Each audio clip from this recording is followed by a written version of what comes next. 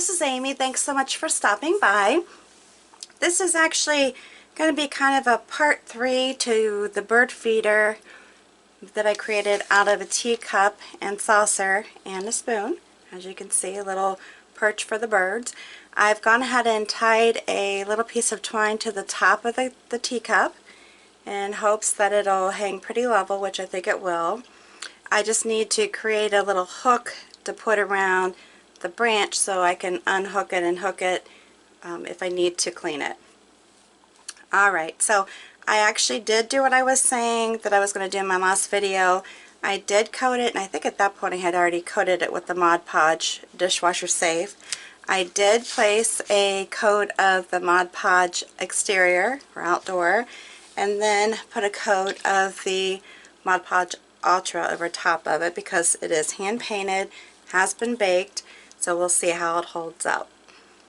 Okay, so right now I'm outside and I'm trying to figure out where I might want to hang my little bird feeder.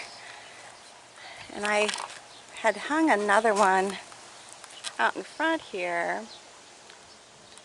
but I don't know, because I actually have a little, well, you probably can't see it from here, but the water for the hummingbirds is over in another tree, but it doesn't really have a lot of good straight branches.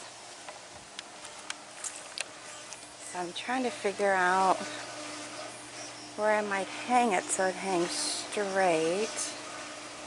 Oh, that might work. Alright, well, let me work on it here and see what I can figure out. Okay, well, I think I decided I'm going to go with the original tree that I wanted to go with, which is the one that has the hummingbird feeder. I don't know.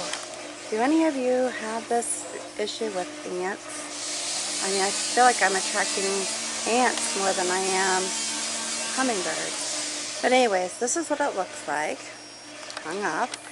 And that way we can actually see it from the window, because I really wanted it to be something that my grandkids could see. I just took a piece of my 12 gauge silver aluminum wire, kind of twisted it up to make a hook, and I can unbend it to unhook this if I want to clean it. And this is the food that I got. It's called Wagner's Deluxe Blend, and I'm going to go ahead and put some food up into the teacup. Now, one thing that would be nice is to do something with peanut butter and put it more up into the actual teacup and then put some seed around, which I might eventually do.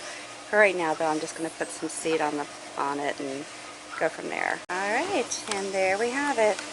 Our little bird feeder is complete, and we'll see how it goes, see if we get any visitors. Wish me luck. Looks like a lot of yummy stuff here, besides the ant-filled sugar water for the hummingbirds. Alright, well, I hope you enjoyed this video. And again, this is the final of a 3-part series for the teacup project. Obviously, if you weren't to hand paint it yourself, it would not be as long of a project, but I did do the hand painting and baking and coating and all that good stuff, so there you go. However, I really enjoyed it. I think it's a cute project. Definitely one I suggest if you're interested in doing some bird watching or help feeding the birds. So if you like this video, please give me a big thumbs up.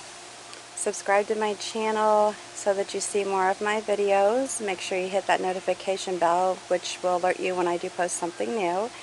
And also, if you like the video, make sure that you hit that share button beneath the video and share it on your social networks to your friends and family. I would appreciate it.